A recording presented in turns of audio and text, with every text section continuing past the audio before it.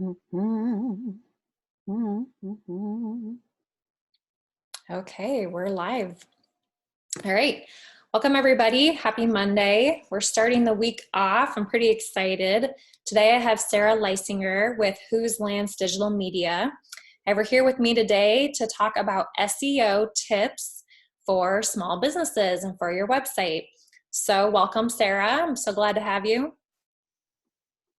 Yeah, thanks for having me, Janie. This is fun. Yeah, you bet. All right. So Whose Lands Digital Media is an affordable web design, SEO, and social media management firm. It was founded by Sarah in 2018. And Sarah started this firm when she realized that clients attempting to win in the digital space for their business were getting lost in the ever-changing climate. All right, let's dive in right away. Well, first, I guess I should back up for a second. Do you want to share a little bit more about yourself and your business? Sure. I think you covered it all. Yeah, I'm pretty transparent. I started Whose Lance back in 2018, just of necessity. I'd been freelancing for probably 4 or 5 years before then, and doing some web design, and it just kept kind of increasing beyond what I thought it would. My husband and I, Grant and I, run the business together. He is my girl Friday. He takes care of everything that I can't. And we have 3 boys. We hail from Marion, Iowa, so small town pride. Otherwise, yeah, I mean, I really enjoy what I do, and I am glad to be here today. So yeah, thanks again for having me. Yeah, thank you. All right, now we'll dive in. Okay, so you mind sharing what is SEO? We're going to start with the basics here just to get everybody Okay, on the sure. same page, and then we'll get a little bit more advanced as we talk through this. So what is SEO? So SEO is actually an acronym for search engine optimization. And basically, the long and the short of that is, how are you pulling up on a search engine, specifically Google is where my specialty lies. Okay, so why is SEO important? SEO is important because everybody is looking, everybody is Googling something.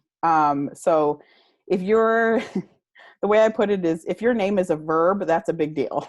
So you're no longer searching on a search engine, you are Googling it. So it's a big deal when your name becomes the verb. Mm-hmm. So have you, you work with small businesses with SEO.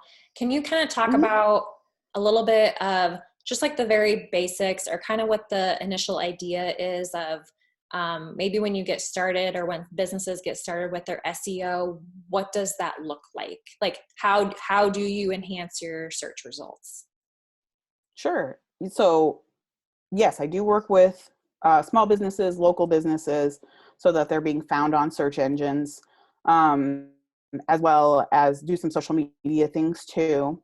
But for this component in particular, what you want to do is what everybody wants to do.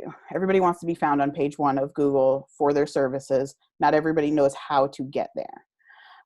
The very first thing I would recommend doing is take your service page, because typically what people do is they have one service page, they put all of their services on it. It therefore makes that page not searchable, Mm, because Google doesn't pull up entire websites, they pull up individual pages. So what you want to do is each product or service that you offer, give it each its own page. There's something called also keyword research. So the second thing that I would suggest or recommend is do your keyword research.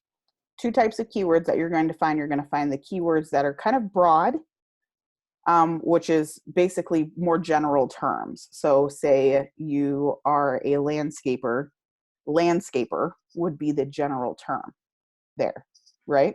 mm-hmm. Okay, landscaper may give you a ton of traffic to your website, or it could bury you in search results. But here's where it gets fun. You could do a long tail keyword, meaning you just add what's called a geo modifier or a location to that landscaper word. So maybe you're a landscaper in Cedar Rapids, Iowa. So you put landscaper, Cedar Rapids, Iowa. The traffic that's coming through might not be as big of a volume, but the intent of the user on the other side of the screen or what they're looking for is a bit more apparent. So maybe they're actually looking for somebody to come and landscape their lawn in Cedar Rapids, Iowa. You have more of a chance of somebody going to your website and converting with a keyword like that, rather than just using a broad term like landscaper. Does that make sense? Yeah. All right. So going back to, so you need to have keywords, whatever somebody's going to type into Google, those are your keywords. How does a small business owner or a solopreneur, how do they find those keywords that are relevant for their business, or where can they generate some ideas? Oh, there's so many places that you can generate ideas. You can go on the search engine itself and Google your top term. So like right now I'm working with a florist and they're down in the Iowa City area. So I would go and type in florist, Iowa City, and then they have what's called predictive text on Google. So like when you're typing that stuff in, all that stuff that pops out or pops up below what you're typing in, that's predictive text. So that's telling you what key terms are being searched there. You can go ahead and type those all in and put them in a list. If you go before your key phrase or your keyword and you just put a little bit of space before your keyword, it's going to, again, pop up with predictive text with probably some intent words. So like buy this, top this, best this. Those are usually signals that indicate that somebody is ready to buy. There's also signals like how to this. So if you're looking to build your authority in a specific space, those informational keywords could be really important to you to find out if they're being Googled in your area. Again, just go before that key phrase and type in a space, and that way you can see what's being looked for there. If you scroll down to the bottom of the SERP or the search engine results page, you're going to find related topics down at the bottom there. Those are things that you can also use as keywords because those are things that are being searched. And then one of my favorite tools to use for search engine optimization is a tool from Neil Patel. He's kind of the godfather of the SEO industry. Very, very neat tool that he has called Ubersuggest. And what you do is you would just type in your actual URL there. So you just copy and paste it or type it into the search bar there, and they're going to give you a whole breakdown of what you need to do SEO wise to increase your ranking. So those are some tips that I have. Mm-hmm. Yeah, and I highly recommend Ubersuggest. I use that as well. So it's kind of interesting. It'll show you your competitors, what keywords they're using.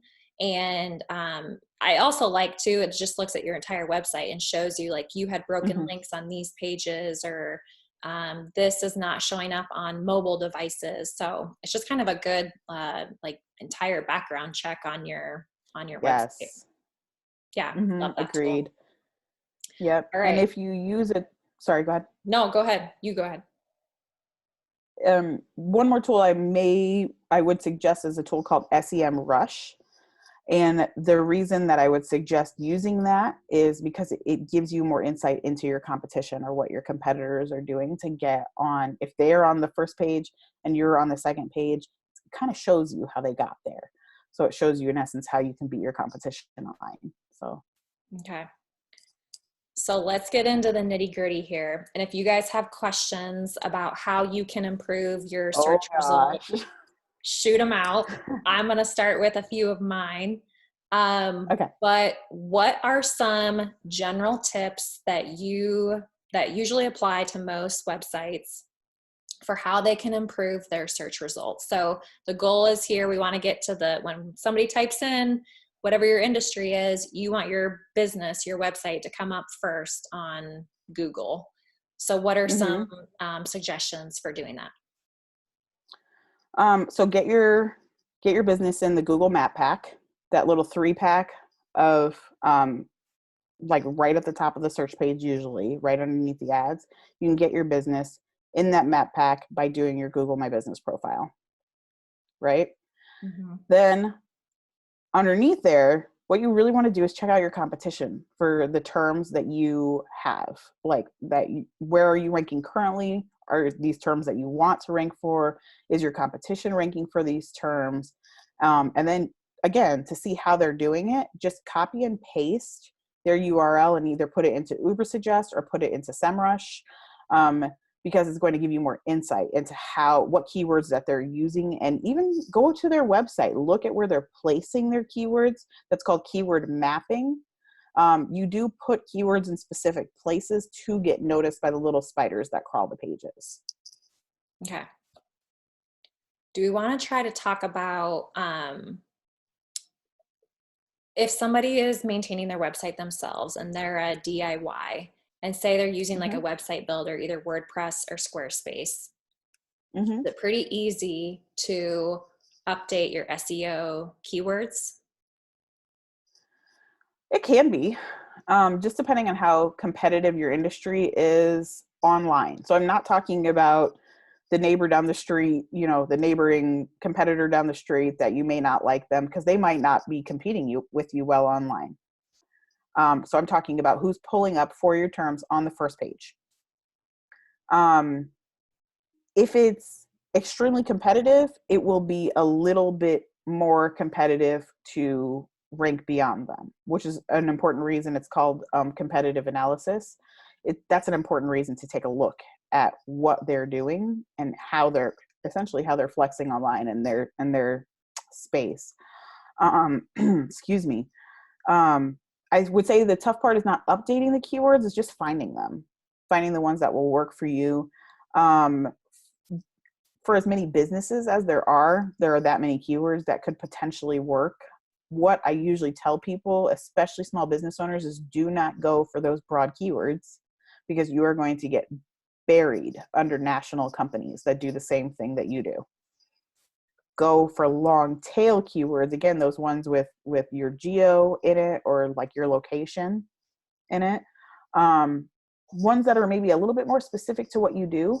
I also encourage, one of the ways consistently that I have been able to see small companies even beat national companies in search result is by doing a blog or a podcast. Because you can actually SEO both. So it's and that's one of the ways too that you can build trust with the person on the other side of the screen, because you can position yourself as an expert. If you're an expert in your industry, you stay top of mind, tip of tongue, trusted. These are the people who are they're more likely to go to you over other, even national companies, because you're closer than the national companies are, and they see your work and they trust you. So, okay. So is the reason that blog posts and podcasts, that tends to get you more search volume or a higher search results? Is that because Google prefers pages that have a lot of words on it? I've heard this, that if you're going to have like a standalone landing page, you should try to have a lot of words on it in order for it to come up in search results. Is that true? Depends. This is the interesting part about what I do. I have to explain to people not to build to the machine. You're building to the person on the other side of the screen. Ultimately, what Google is looking for is search intent. Or basically, can we answer the person, or can we give the person answer to their question or the best answer to their query? If your content does that, that is when things get delivered. It's just the tech backs up what you're doing for your content. So content is king, engagement is queen. And the woman, she turns the head of the house wherever she wanted to go. Anybody seen My Big Fat Greek Wedding? Yeah. So I'm just remembering too, a lot of people are trying to dupe the algorithm. The algorithm is a human predicting math problem. It's a behavioral predicting math problem, and it's really specific to each person. That's why they have your IP address. That's why you see ads pop up as something related to that you just talked about. Like, it is a human predicting algorithm. There is no way you can beat the algorithm. There's just no possible way. But you can think of the person that you are trying to reach and build your content toward them. Mm-hmm. You can put as many words on the page as possible. If those words are not answering a question, I would just skip it. Okay. All right.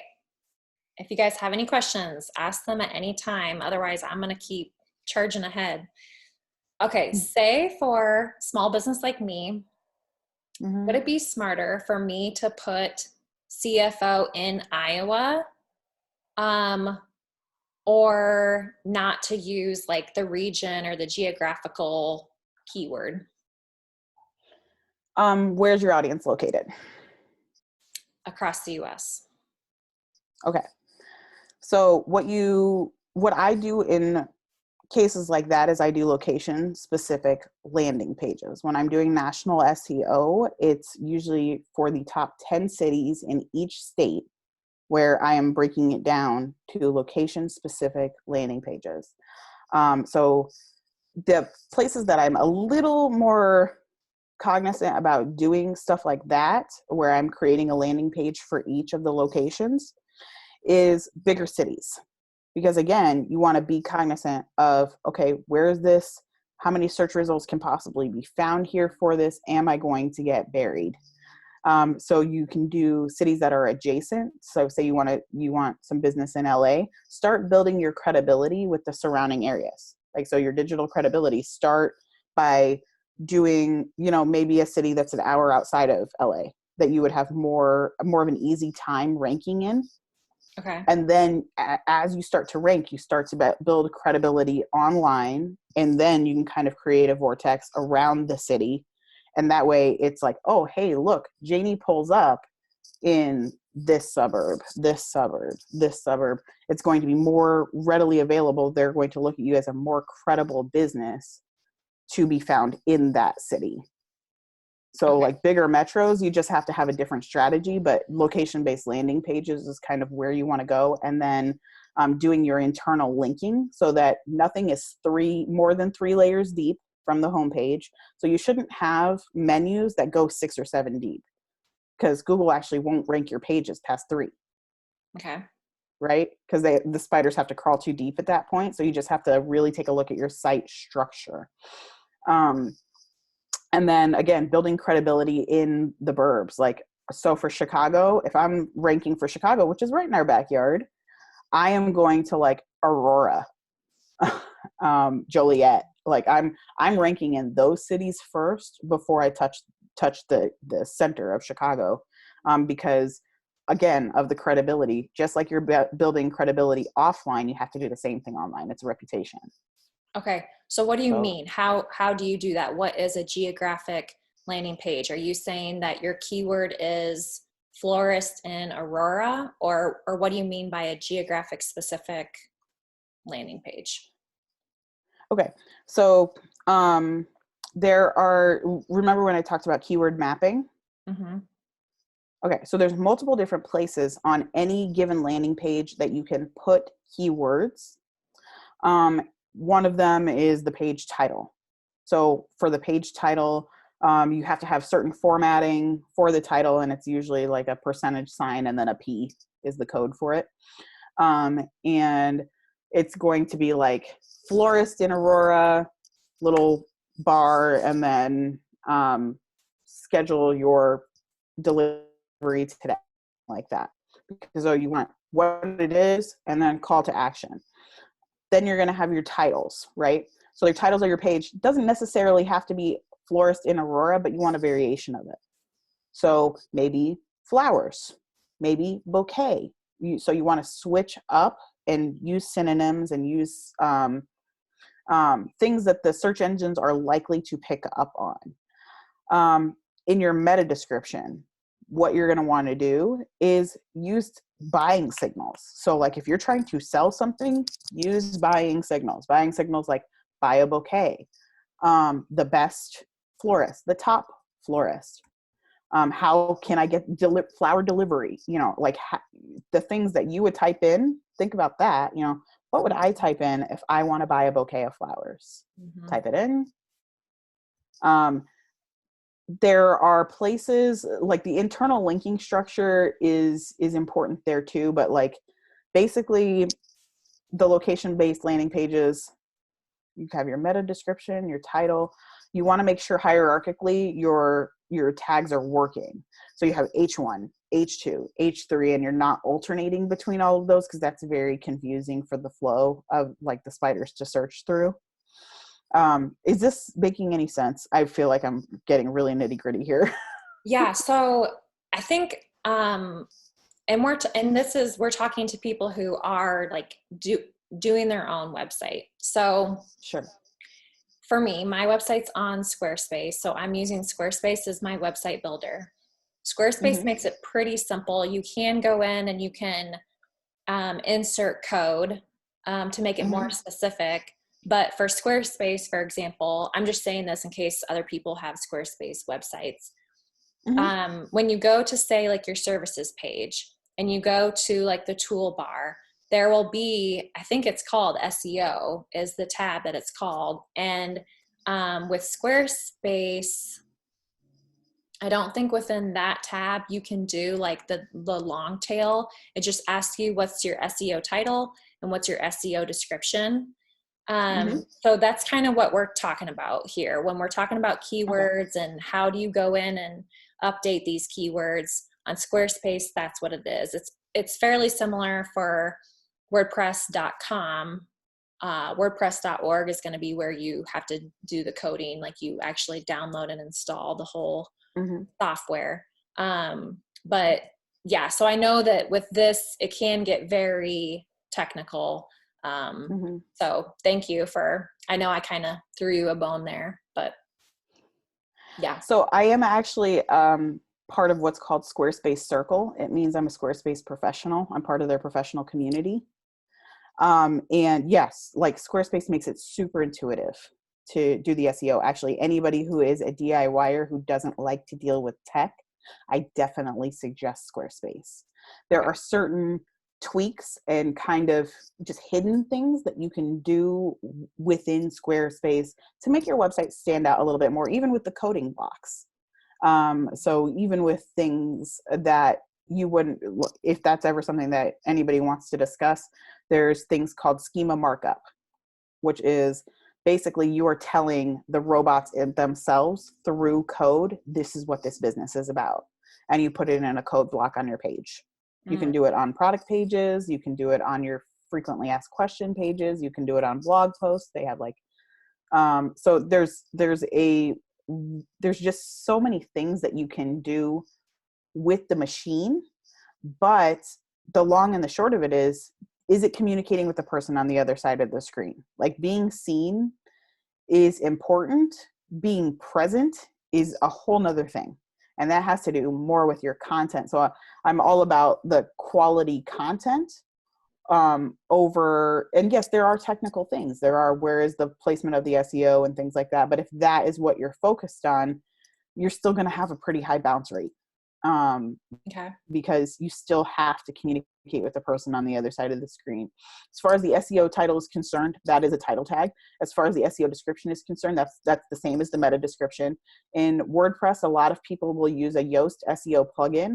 The free version of that is more like, it lends itself better to national SEO, although I still don't think it's great. That's my one person's opinion. But you still have to add long tail keywords in there. And then like they have that system, the red, yellow, green, and all of them are off.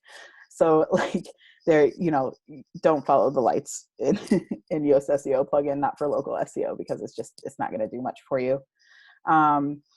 So, I mean, but with Squarespace, I highly recommend Squarespace for anybody who's a DIYer who's just starting out with their SEO journey, because it does make it really simple, really intuitive. And like you said, that placement's super easy to find. And it just makes it, to put in the long tail keyword, all you have to know is what is the long tail keyword. So if you want to make a landing page, say for West Des Moines, Iowa, you would just put, what did you say your official title is? CFO? Yeah. So like you would do CFO, West Des Moines, Iowa, and that would be your location landing page. And then you put the keywords on page appropriately.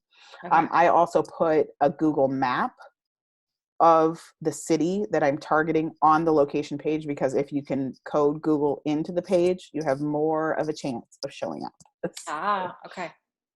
All Yeah. right. So I feel like this was really boring. no, I mean, but it's a part of the business, right? Like there's the sexy side This of is the business, hat and that there's no one also wants the to wear. technical stuff. Hey, I deal with the Seriously. money. Nobody wants to talk about money either. So no. Yeah. It's like, hey, Sarah, you want to talk about SEO? How about a root canal instead? Yeah. That's the way people feel about SEO. I don't feel that way. I find this stuff interesting, but and at least I don't know, at least 8 other people do too. So hey everybody, glad you found this interesting. Thank you for staying inside, because well, you have to right now. Yeah. Yeah. Okay, well, so what are some tips for, you said content is queen. How can we, within the content on our pages, how can we kind of improve that to get to improve our search results? Okay. So think about who you're talking to specifically, where they're located, and what they want. Always answer that question for the user, what's in it for me? Yes. We very much live in a digital world, right? So the digital world is all about, what have you done for me 5 seconds ago? It's not even lately, it's now. What have you done for me in the last millisecond? This page better load in less than a second. Even though we all have ample time on our hands, it seems to be that we still get impatient at the machine that took more than 3 seconds to load that specific web page. So for your content in particular, answering that question, that's marketing though. Like, yeah, what's in it for me? Why would I even give you my time? So. I like that. I've been listening. I love like psychology and all those things. And that's kind of why I love the marketing aspect of business, because you're trying to get into, consumers actually don't know what they want. That's the problem with, you can't just ask somebody, would you purchase this service if it was available? Like, that's why there are infomercials for random things that you would never imagine buying. Right. And so, well, people are limited to, sorry, go ahead. Yeah. No, but I like that point. And so I've been listening to podcasts, and I've really tried to think through, like, do my social media posts, do my emails, do my pitches, do my websites. Does everything that I'm writing, is it about me or is it about them? Because people don't care about me. Right? They want to know, what's in it for me. How can you serve me? Right. And on social media, I do get a chance to work with, honestly, quite a few coaches, and quite a few people who provide amazing service, but it's so ambiguous that the messaging is like, it's all over the place. It's crazy.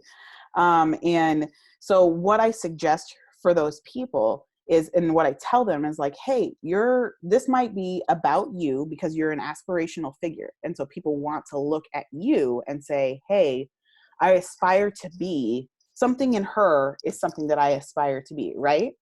So you give them something to aspire toward. It is about you in that case in social media, but it is not for you. Right. It's for the person on the other side of the screen. So you're absolutely right. And like with SEO and the content, if you are doing your website correctly, you should be able to break down every bit of your website and turn it into something for social media. That's called a cohesive message. So what happens is, typically people will get hold of somebody. I can go on this for hours. I work between several contractors I won't go on it for hours, but I work between several contractors like graphic designers, web designers, developers, people who know the tech really, really well, but it's assumed at that point that they know how to market or make a message come forward. It's not true. People have very, in my mind, very very clear skill sets. And if you stick within those skill sets that you currently have, or those talents that you're just strong in, like nobody could tell you, it's like somebody telling me that my hair is not black. Like nobody could tell me any differently, right? So sticking within that, but then understanding that you need to pull people around you, especially in the marketing sense. If you are working on your own website, please understand wholeheartedly, you are doing the job of 10 people. Mm-hmm. And the message, it doesn't matter. Honestly, it doesn't matter if the tech is 100% on point. If the message does not come through, you just wasted your money. I don't care if you're spending $30 a month. You might as well just take it and flush it down the toilet. So conveying that message in the way that is, this is my audience, this is how I want to serve them. That's going to answer that question. What's in it for me? Mm-hmm. Every part of your website, breaking that down and flooding 9 to 12 channels of social media with it, that is a type marketing strategy. Mm-hmm. And in case you can't tell, that's kind of where I thrive. Yeah. So you have so much wisdom to offer on things that I don't want to touch. Like, I don't want to talk about money. Do we have to talk about it? Is it spending? Like, I'm like, oh yeah, like I'll totally service whoever because their money spends, right? If I have to talk about anything beyond the money being spendable, I just don't want to really have anything to do with it. So I'm glad that you exist, Janie. Because nope, not me. Well, same to you. I don't even know if I answered your question. No, you did. You did. Do you have a, I'm kind of jumping ahead here, but do you have any tools or anything on your website that people, or like a blog post or anything about that for people who are kind of struggling with how do I get that message across and identify who is my ideal client? How do I serve them? Do you have anything like that or any resources for them? So what I say is I house the entity of my business, Whose Lance EDU, across my social media. So right now I would probably, for people who are more interested in learning skills, I would tune in to for quick tips, I would tune into Instagram. And for more in-depth information, I would go and hit up my Facebook page. And I try to do daily videos to just let people know, hey, this is how you can potentially position yourself. It's really broad strokes. I mean, and it's different for every different kind of industry that there is, because not only are you taking into account your industry, you're taking into account the way you connect, especially for people like yourself, Janie, who are personal brands. The way you connect with someone is going to be different than the way maybe even like a company of 4 or 5 people connect with the person on the other side of the screen. So I do give tips on both, especially on my Instagram page. So feel free to follow me. It's at whose_lance_digital_media. I changed that and I kind of regret it, but it's okay. So yeah, that's kind of where I house everything. And then you can feel free to listen to my podcast too. Podcast, or I guess watch it on my Facebook page. This season, or this year, because 2020 is an entire mood, is about influence. And so if you're looking to enhance your influence, I'm just interviewing local and national influencers and getting their take on how they move people, or how they draw people in and things like that. It's really cool. So that's the other stuff. Shameless plug. So. No, well, we will absolutely get to that. So I have one more question before we wrap this up, and send people your direction. Okay. Totally transitioning to different part of my audience. For those who are like, you're crazy, Janie, I do not want to create my own website and I do not want to do my own SEO tags. Yes, you are smart. Okay.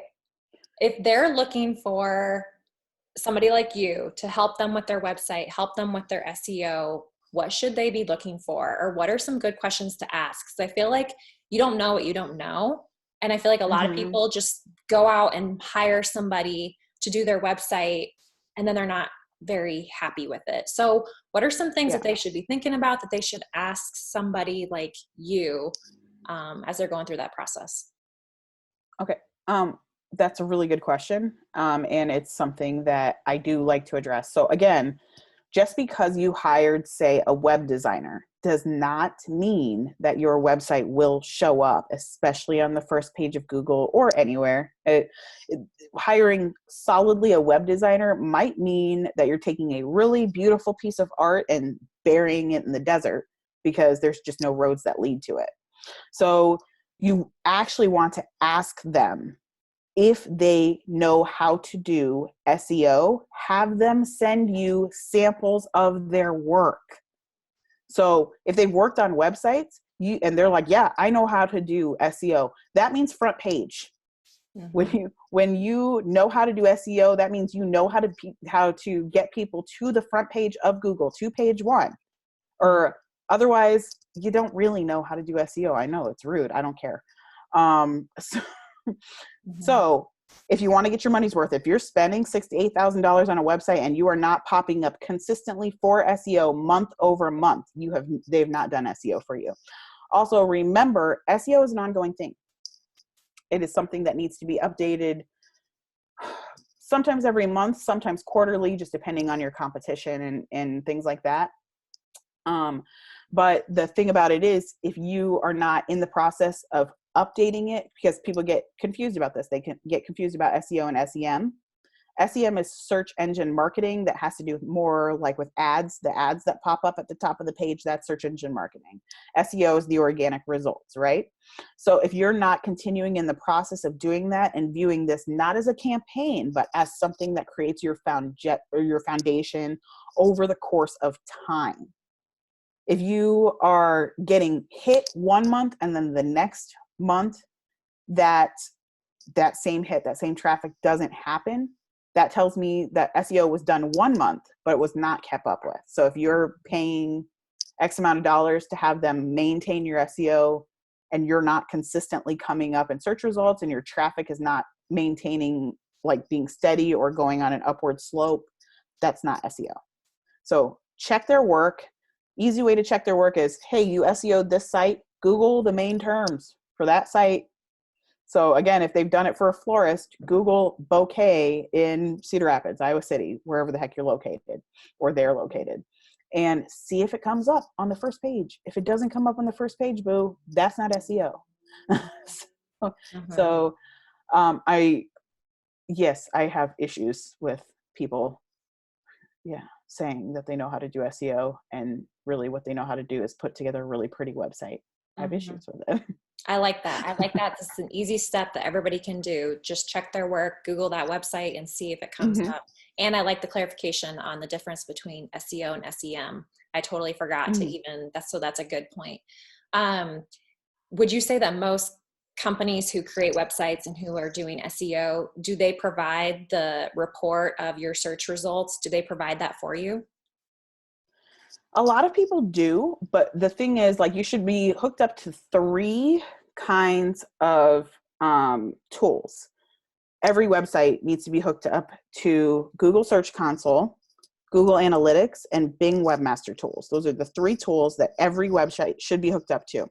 Honestly, I've seen companies send out reports and they're like, but look, and then they have no idea. Like, if your SEO cannot explain this to you, like you are a 3rd grader. Like, if they can't teach it to you on a level that's extremely understandable, they don't know what they're doing. If it's very complicated, they're talking above your head and you're just like, what just happened?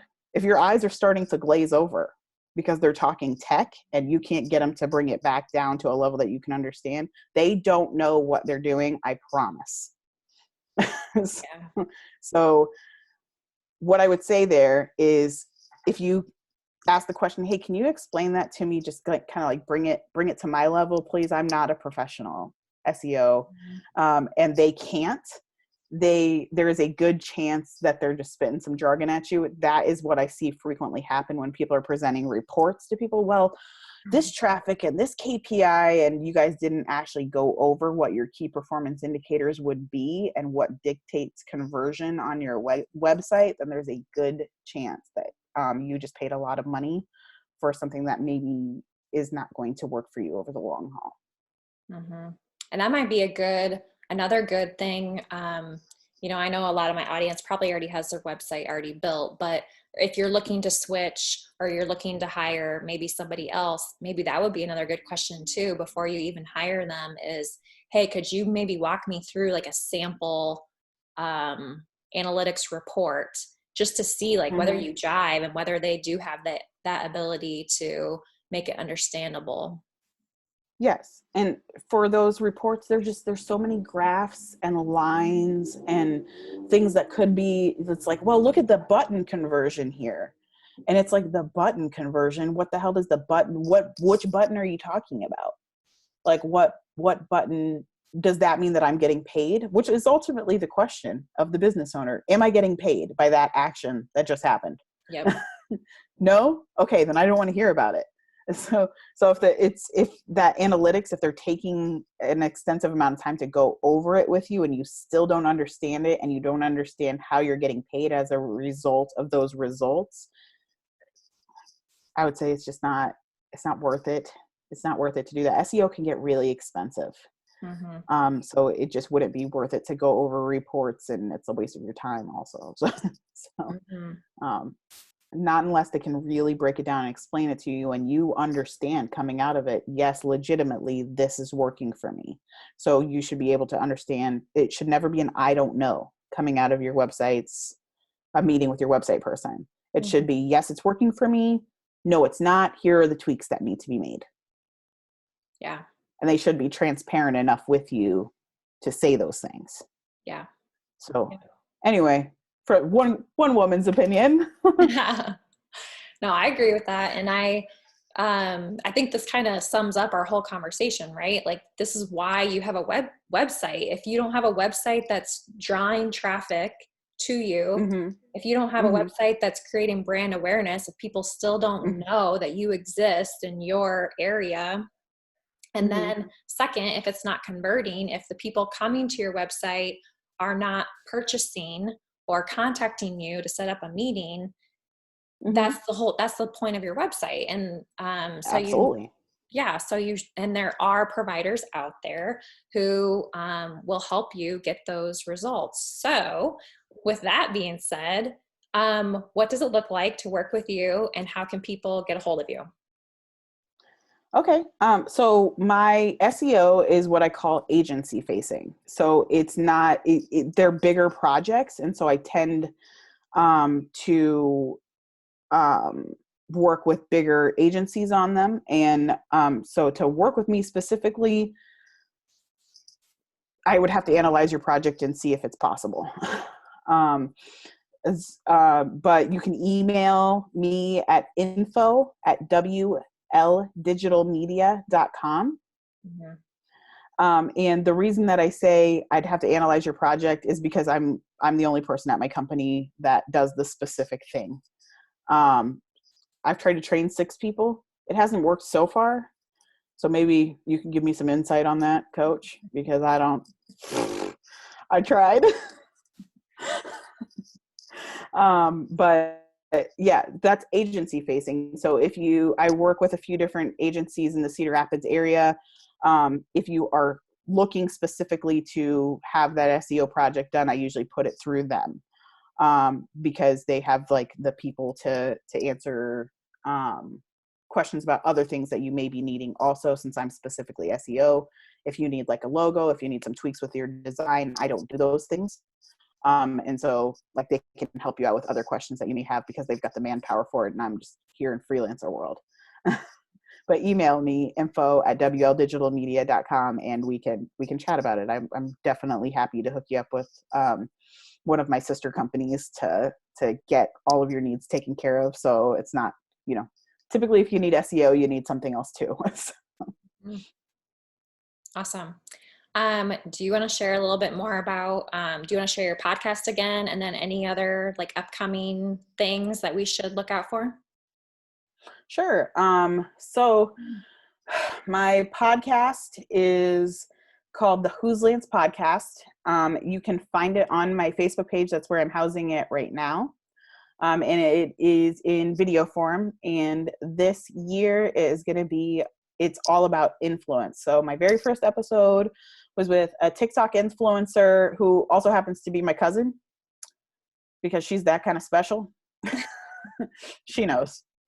And then I have some really excited people that I am very glad to have on the podcast, local and national influencers, people that are from the Midwest. Our next guest is a guy by the name of Spencer Nicolati. He is a real estate guy in Wisconsin. And what I love about getting to interview the guests that I have on the podcast is that they're seemingly unknowingly doing something that's genius for their marketing. They just don't know that they're doing it.